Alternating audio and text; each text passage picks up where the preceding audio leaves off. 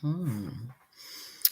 Good evening, everybody, and welcome to Tea with Sayuri. So get your cup, your glass of water, juice, tea, and for some, maybe a little taste of wine. They say a little wine is good for the infirmity of the stomach.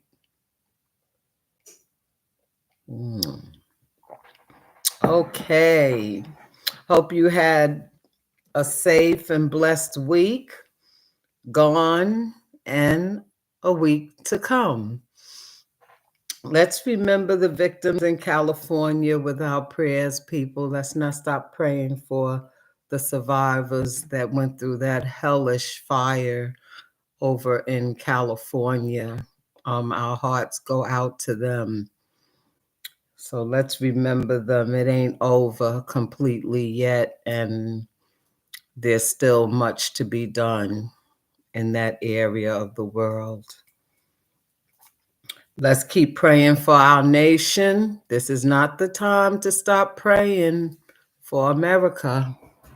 We are Americans, white, black, yellow, red, all nationalities. We are Americans. Let's not stop praying for our nation. This has to be a continuous, non-stop thing.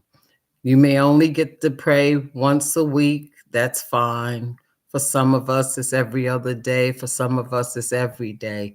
But let's keep our nation lifted up because we need prayers now more than we ever have at any time in our lives past. Okay? And anyone under the sound of my voice who is experiencing any form of abuse, be it mental, emotional, or physical, which is the worst, please contact your local domestic violence agency for help. You can Google it. And for assistance for you and your children, and trust no one with your plans. Let that be between you and God, at least until it's arranged, said, and done. And then you can see when you feel whether it's right or not. You know, today I went to a very nice area where I like to hang out. It's always been known as a nice, safe area. There's never been any crime or anything there. But today, someone went off the rail and shot somebody. I think it was one or two people, and shot a couple of other innocent people just sitting around in the restaurant. People. That's why I have these talks, because I'm trying to reach the hearts of people who are hurt, who are angry, who are alone, who feel that, you know, they're at the end of their rope, and it doesn't have to be that way. We need to stop the violence, people. I will certainly encourage that in every word I say. And that's why I'm on here to talk about the stuff that nobody wants to talk about, because everything can't be swept under the rug. It can't be hidden inside, because it will come out in ways like it came out today. I always tell people, don't forget about that show Snapped. You got to really watch how you pushing people in a corner and pushing them around, and because people are capable of losing it. And we want to change that. You know, we really want to change that, one live at a time, one person at a time. So I thank you for coming on and listening to me tonight, where we're going to talk about some myths about family. It's a family affair. Remember that song from Sly and the Family Stone years ago? You might not be old enough to remember that. Came out in the 70s, and he, you know, he's talking about, you know, mom loved the both of them. You see, it's in the blood. And he goes on to talk about uncles and other things like that. So join in with me tonight. Drop your comments in the chat. Let me know how you feel about this discussion, respectfully, of course. And, send in your comments and your questions and subjects that you would like me to talk about. And I'll be happy to do the research and talk about it. Anything to help the people. We are the human race. And we need to get back to learning how to love one another, because that got lost in the sauce somewhere.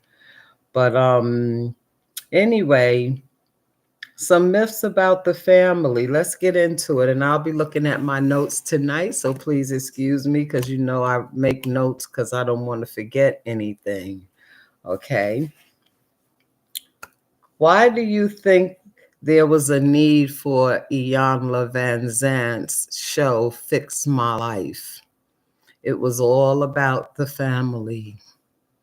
All about the family. And of course, this message is not for everyone. So if this is not your family, don't take it to the heart. It's not for you.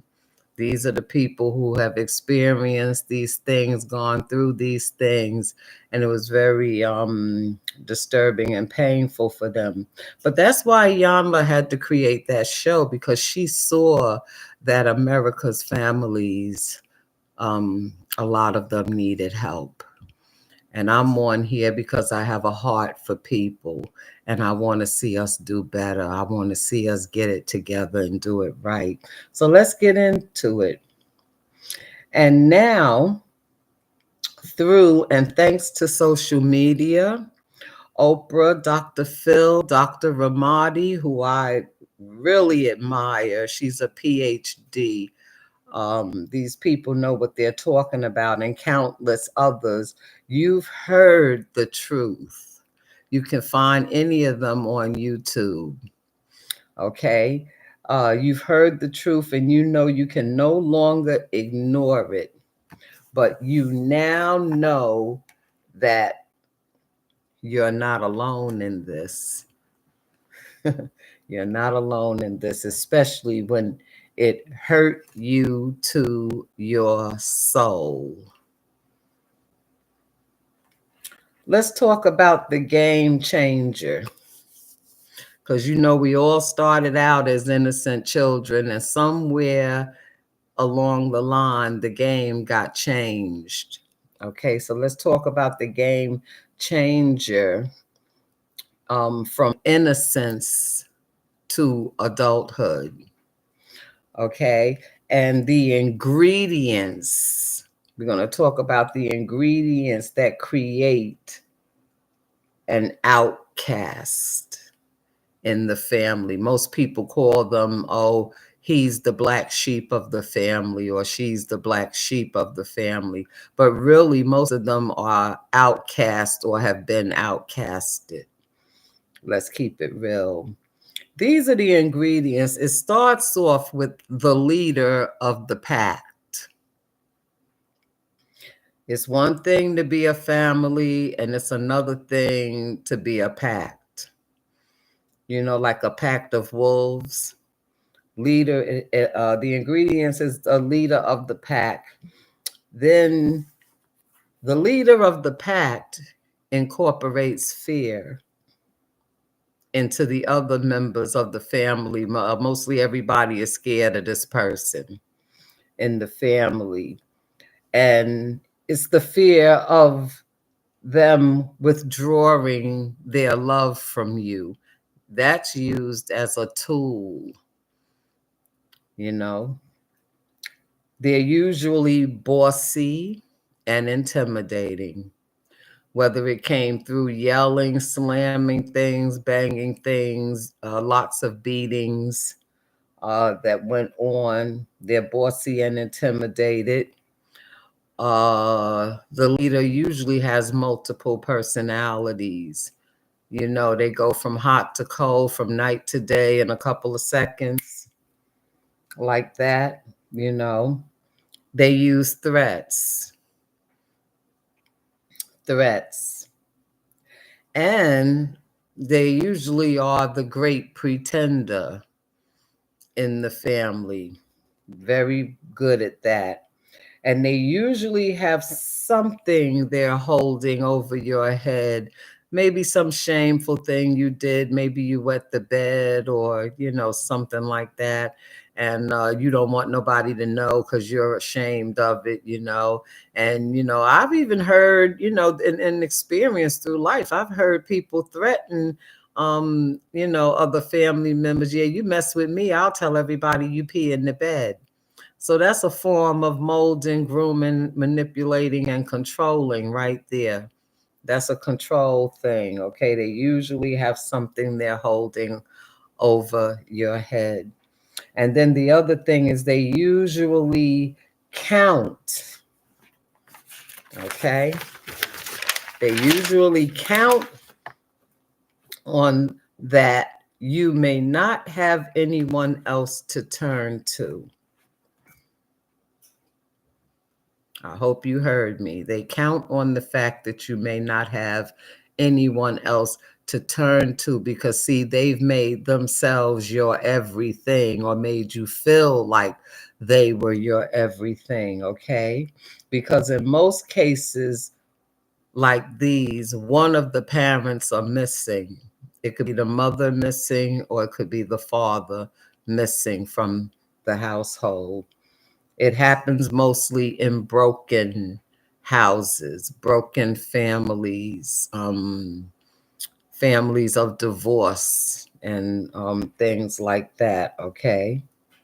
And you pledge your allegiance to them because they're all you've got. Not because you want to, because they're all you got.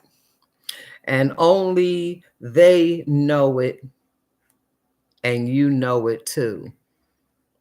That's the family secret. They know it, but you know it too. Okay.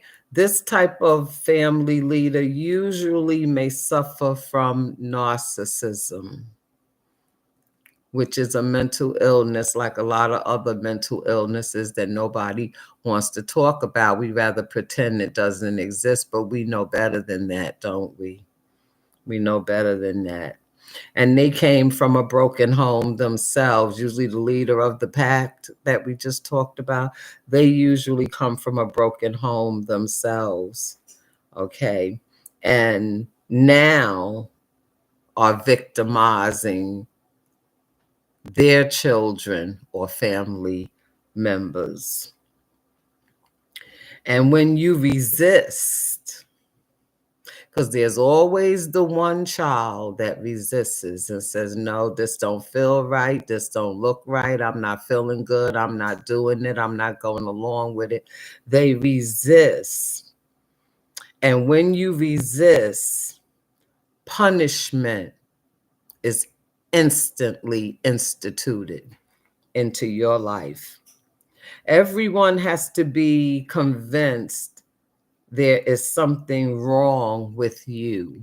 And it's usually the pretender, the leader of the pack, that is able to convince everybody that there's something wrong with you, not them. Something's wrong with you.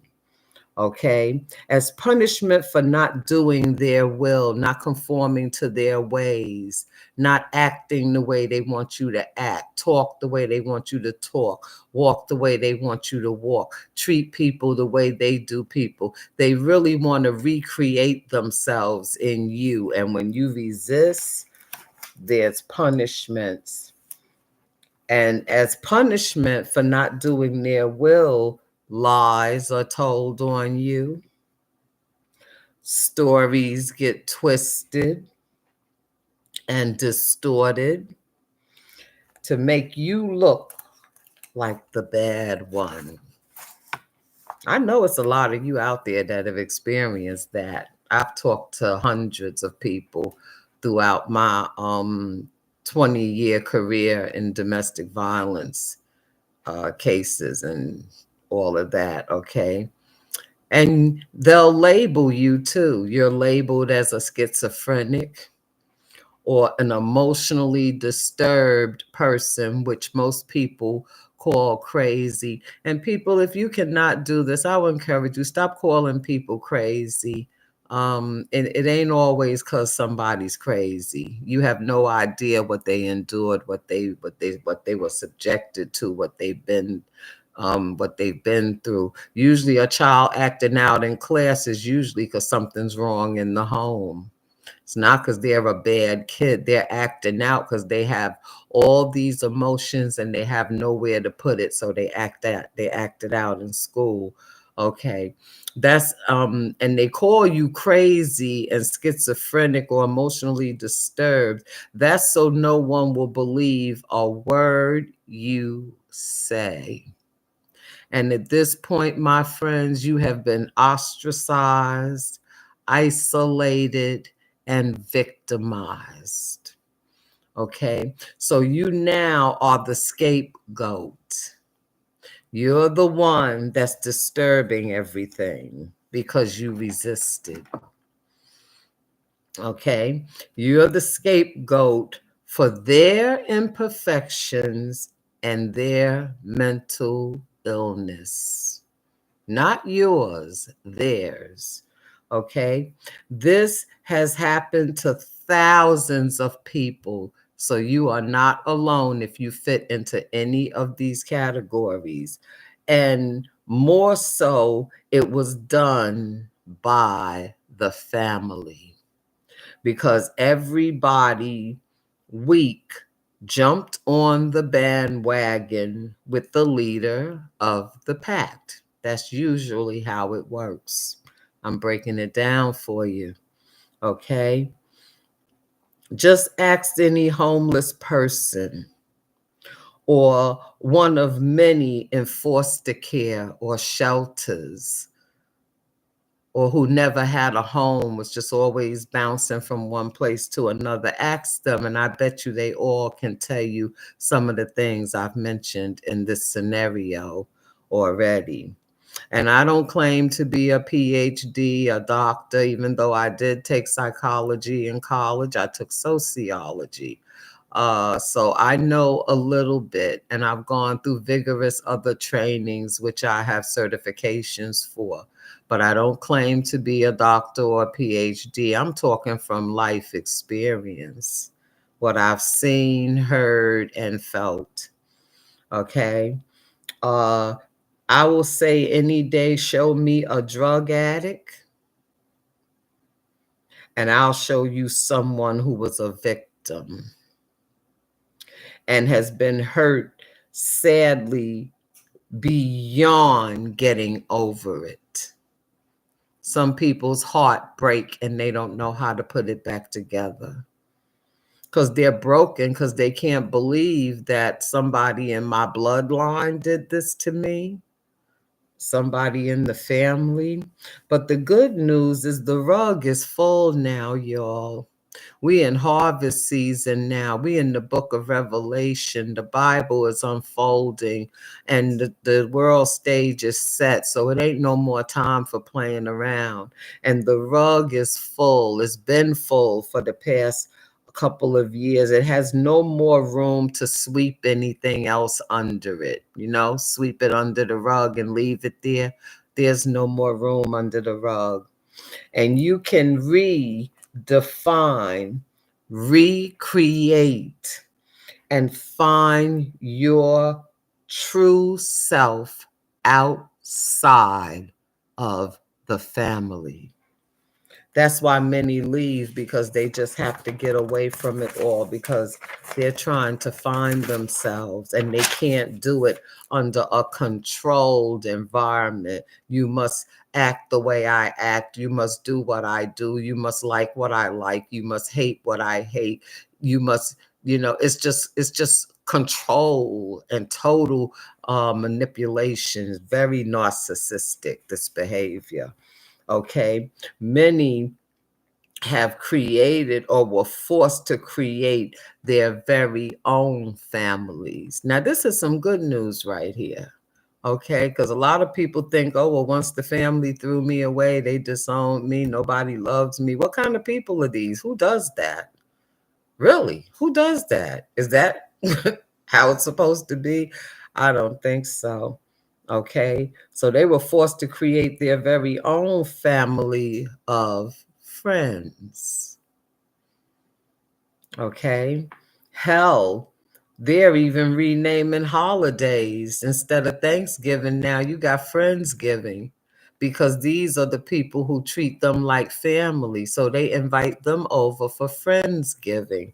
Okay. Breaking away from the traditions. Okay. And designing their own themed dinners. Like I'm having a seafood Friendsgiving, I'm having a lasagna Friendsgiving, like I did this year. I didn't feel like no turkey and stuffing and collard greens, and it's too controlling. I gotta have some stuffing. I gotta have some cranberry sauce, and I'm gonna lose my mind if I go in the grocery store and all the cranberry sauce is gone. It's been sold out. No, no, no, no, no, no, no. People are designing their own themed dinners now and far removing themselves from traditions, because a lot of traditions hurt them. It did not benefit their lives. They're making new ones, and that's a beautiful thing. They're making new choices. They're making new ones, okay? And you can do it too. That's the good news. You can do it too. Now, when people tell me I'm from a very close-knit family, because and I don't know why, but I've seen this. I've seen it. There are people who know people who don't have a lot of family around them, and they are quick to tell you, oh, I'm from a very close-knit family. From a very close-knit family. Quick to tell you that. And the first thing I think of is, I wonder how many secrets and rugs do they have? Because the meaning of a close-knit family means a lot of things, you know. There are close-knit families that incest is going on big time in that family. There are close-knit families that are, I'm sure you saw the show, The Family Business. There's a lot of things that go on in the close-knit family. And like I said, if this message is not for you, we're not talking about your family. We're talking about the people that suffer the things that I'm talking about in this message. The dysfunctional family, if you will. Okay, so when someone tells me right off the bat, that they're a close-knit family, the first thing I think of is how many secrets and how many rugs do they have. Okay. Um, I admonish you to come up and come out. Come out. This is, or I could say 2025 is your I'm coming out. Yeah.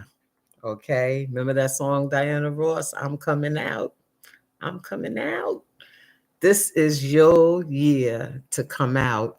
I'm coming out. Yeah, and yes, you can.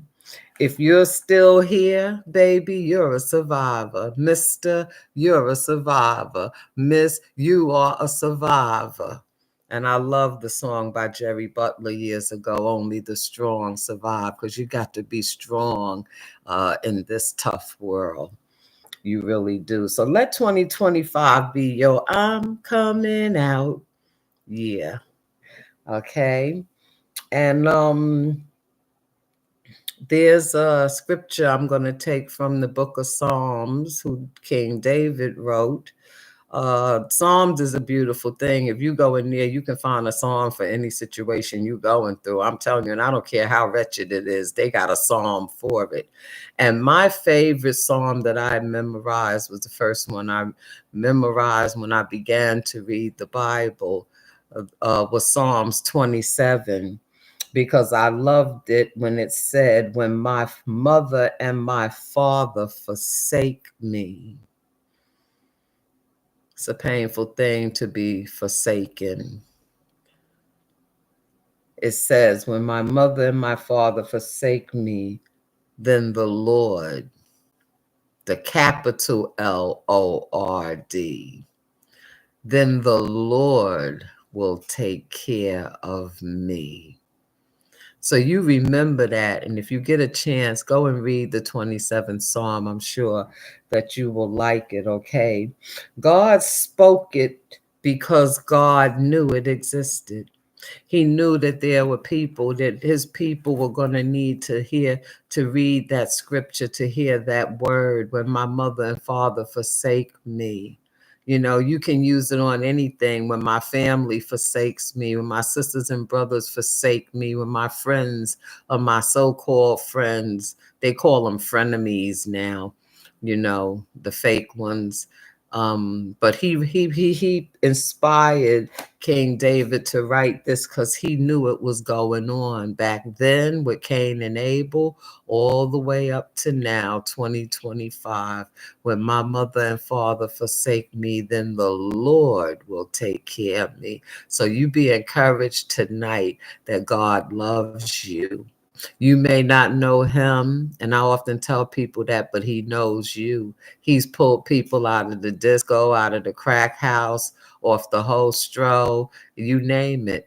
God knows you. You may not know him, but he knows you, and he knows how to pull you out of something when he get ready. So don't miss the call, because when you hear him knocking at the door of your heart, he's calling you, and you need to listen. You need to listen. It will save you, okay? So that's my message for tonight. I'm not going to be on here long with y'all. And maybe next week I'm going to break down something for you, but I want to keep it a surprise. I don't want to tell you what we're going to talk about next week. But we're going to break down some of that stuff, because some people need to know the real meaning of the stuff they're reading, because they know they can identify with it, but sometimes they can't always read into it. But me personally, I'm not an overly religious woman, and I found out that, yeah, going to church is good, but I don't need to be there every Sunday, because you don't want to be religional, you want to be relational. This is relational. You talk to your father, and then you listen to see what he says to your heart. Okay, he writes stuff on your mind. He gives you dreams, visions, day visions, night visions. He speaks to your heart. And that ain't crazy. He designed the human being, and that's how he speaks to us. That's why I wrote a book, which you're going to have a hard time getting right now. I'm looking for a printer, because guess what? The publishing company went bankrupt. Can you believe that? And now they're not sending more books to Amazon.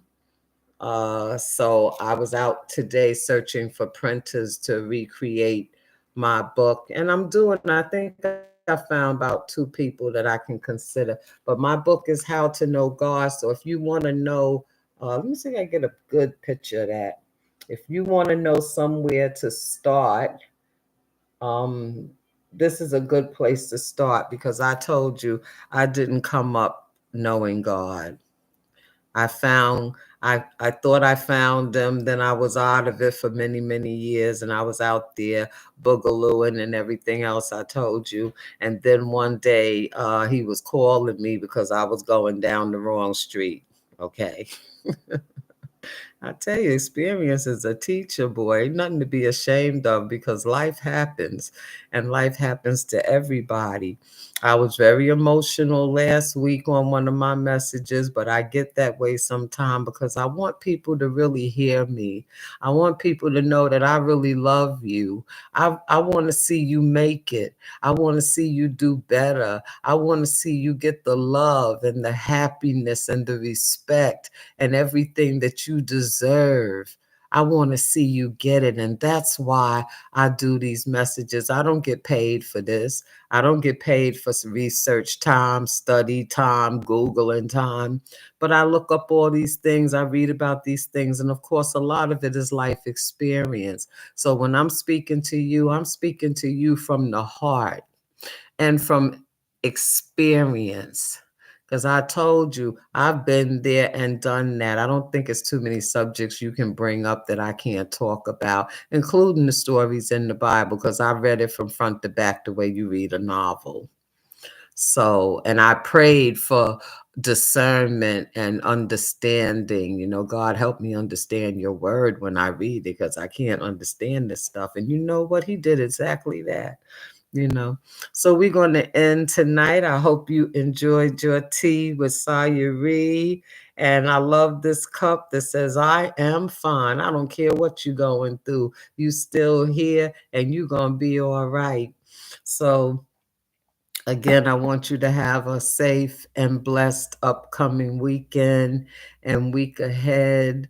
And don't take no wooden nickels. If it don't look right and it don't feel right and it don't smell right, it probably ain't right. Okay, we're gonna call a thing, as Iyanla would say, and stop all this sugar coating and covering up stuff. So y'all be blessed until I see you again on next week. And I hope we're all safe and we're all here. And plead the blood of Jesus against fires and explosions and bombs and attacks and, all these kind of things, and keep America in prayer. The word says pray continually and fervently. Okay, until you see the manifestation of your prayers, and be patient and wait on the Lord. Okay, so pray for our nation, pray for our president, pray for our leaders, pray for our lawmakers. And I know one prayer that I won't give up on, and that's that they will put metal detectors in all the places where lots of people frequent all the time, like the Walmarts and the supermarkets, the hospitals, the kids in school especially.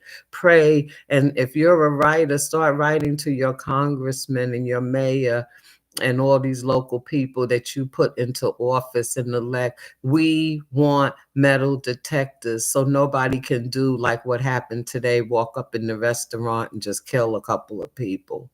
Okay, people, so let's get on our P's and Q's. It ain't about fashion, form, and fashion no more. We really need to pray for our nation and our nation's leaders. So until next week, I hope you enjoyed this tea with Sayuri. Drop something in the chat. Let me know what you thought about the talk. Let me know if there's something you want to put there that you want me to talk about. And let's start a conversation. And hit the subscribe button. You can do it now. Subscribe to my channel for the algorithms. That is what keeps us on here. And so you'll be notified when a new live comes up. And click on the like button if you will. I surely would appreciate it, because you will help me to help supporting people by clicking on the like button. And definitely share it with someone who might be in trouble or someone you think can use this message. So until we meet next week, everybody be safe. Enjoy your weekend. And meet me back here next week for Tea with Sayuri. Good night.